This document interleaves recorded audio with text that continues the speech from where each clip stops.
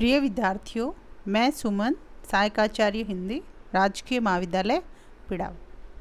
आज की इस कक्षा में हम प्रयोजन मूलक हिंदी अभिप्राय, जो कि बीए द्वितीय वर्ष के कोटा विश्वविद्यालय की जो बीए द्वितीय वर्ष की कक्षा के द्वितीय प्रश्न पत्र में ये लागू है, तो इसका आज हम अध्ययन करेंगे कि प्रयोजन मूलक जो हिंदी है उसका क्या अभिप्राय है।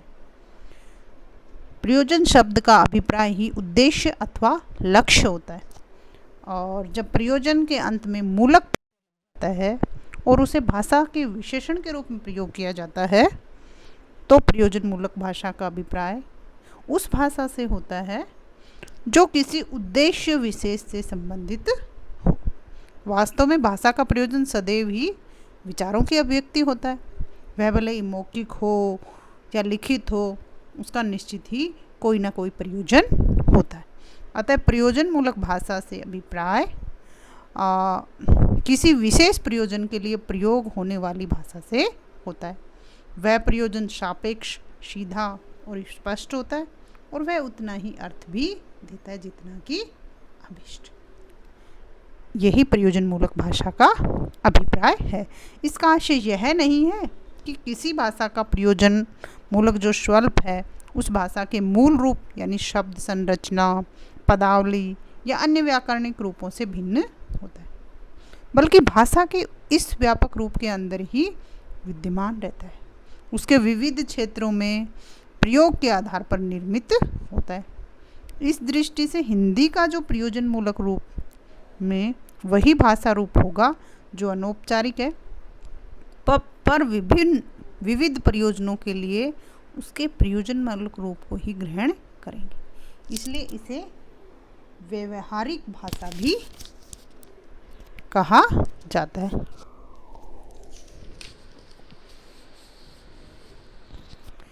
अब आगे जो है, ये जो हिंदी भाषा में प्रयोजन मूलक भाषा में प्रयुक्ति का स्वरूप, शब्दावली के स्तर पर दो, प्रयुक्ति का अर्थ होता है बार बार प्रयोग में लिए जाना, तो प्रयुक्ति का स्वरूप शब्दावली के स्तर पर दो आधारों पर निर्मित होता है।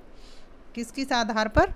क्षेत्र विशेष की शब्दावली, जैसे विज्ञान के क्षेत्र में ऑक्सीजन, हाइड्रोजन, जनसंचार के क्षेत्र में मीडिया या जनसंचार, इंटरनेट, वेब, फिल्म आदि। इसी तरह से शब्दों के अर्थ विभिन्न क्षेत्रों में भिन्न भिन्न होते हैं। जैसे पद है, पद कविता के लिए छंद के रूप में होता है, और सामान्य अर्थ में पद का अर्थ पैर होता है, और प्रशासनिक क्षेत्र में पद का अर्थ उसकी पोस्ट के लिए, उसके पद के लिए, जैसे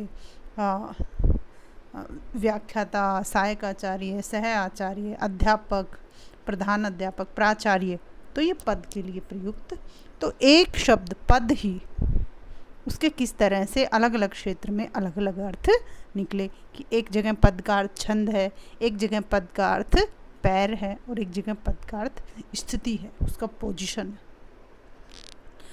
इसी के साथ साथ शब्दावली के अतिरिक्त प्रयुक्ति या प्रोक्ति के अन्य आधार भी होते हैं। प्रयुक्ति या प्रोक्ति का अर्थ होता है बार बार। तो अन्य क्षेत्र क्या है? नंबर एक है विषय क्षेत्र, दूसरा है संप्रेषण का ढंग, वक्ता और श्रोता की स्थिति, भाषा प्रयोग की स्थिति। ये जो भाषा प्रयोग की स्थिति है कैसी कैसी है? औपचारिक और अनौपचारिक।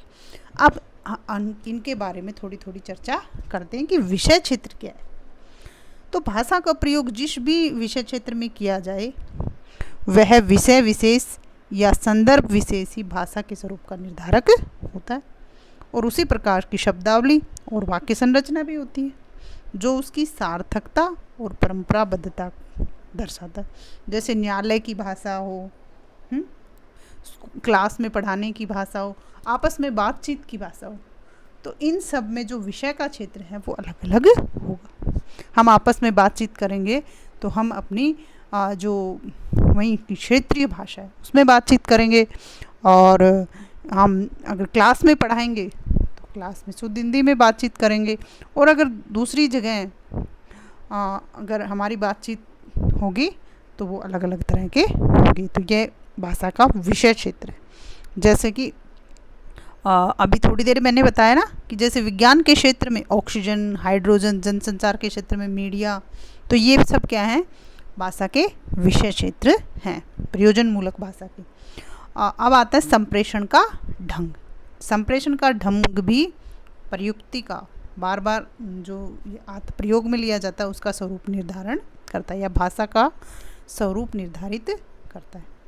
संप्रेषण चाहे मौखिक हो या लिखित हो, उसके अनुसार शब्दावली, उसका लहजा, वाक्य विन्यास आदि में परिवर्तन आ जाता है। और लिखित, जैसे हम किसी से बातचीत करेंगे तो हम अनौपचारिक रूप से भी कर लेते हैं, लेकिन जब हम किसी को लिखते हैं तो हमारी जो भाषा है वो औपचारिक हो जाती है ज़्यादा, और सतर्कता भी बढ़ जाती है। तो इसको संप्रेषण का ढंग कहते हैं। संप्रेषण का अर्थ होता है आदान प्रदान, संप्रेषण, एक दूसरे के में भाषा का आदान प्रदान। अब आगे आती है वक्ता और श्रोता की स्थिति। अब वक्ता किसको कहते हैं?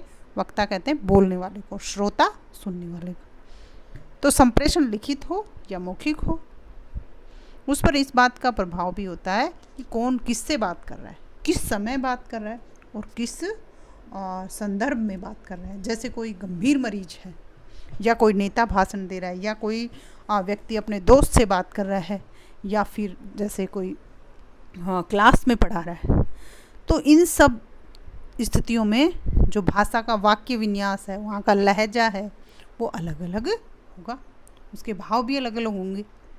कि एक डॉक्टर जब किसी गंभीर मरीज से बातचीत कर रहा है तो उसका लहजा अलग होगा, एक राजनेता भाषण दे रहा है तो उसका लहजा अलग जोशपूर्ण होगा, एक शिक्षक जब क्लास में पढ़ा रहा है तो उसका लहजा अलग होगा, और दो दोस्त आपस में जब बातचीत करते हैं तो उनका लहजा अलग होगा। अब आगे आती भाषा प्रयोग की स्थिति। भाषा प्रयोग भी भिन्न भिन्न स्थितियों के संप्रेषण में परिवर्तित हो जाता है, जिसका रूप भी औपचारिक भाषा और अनौपचारिक। औपचारिक भाषा कैसी होती है? जिसमें हम औपचारिकताओं का निर्वाह करते हैं, और अनौपचारिक भाषा वो होती है जो हम अपने दोस्तों से बातचीत करते हैं, जिनमें औपचारिकता का निर्वाह नहीं किया जाता है।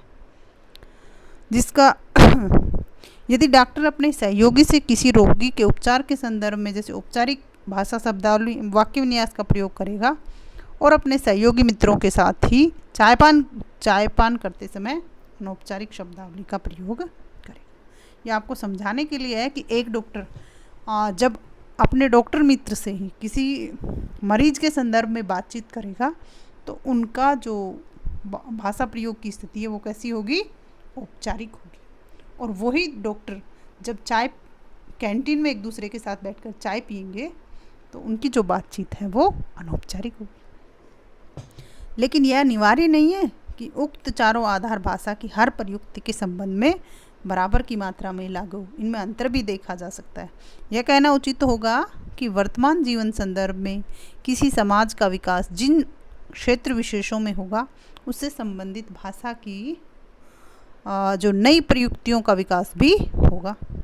हिंदी के जो प्रयोजनमूलक स्वरूप हैं उसका तेज़ी से विकास इसी कारण से संभव हुआ है क्योंकि बदलती हुई जो जीवन की स्थितियां हैं और आधुनिक औद्योगिकरण, जो उद्योगों का तेज़ी से विकास हुआ है, और वैज्ञानिक के साथ साथ हिंदी भाषा में नई प्रयुक्तियों का विकास भी तेज़ी से हुआ है, जो कि सामान्य व्यवहारिक या बोलचाल की भाषा, साहित्यिक, वाणिज्यिक और व्यापार, वैज्ञानिक और तकनीकी और कार्यालय विधि, सामाजिक संचार माध्यम, मतलब किस तरह से हिंदी भाषा का प्रचार हुआ है, कितनी बड़ी तेज़ी से जो प्रयोजन मूलक हिंदी है इसका तेज़ी से प्रसार हुआ है।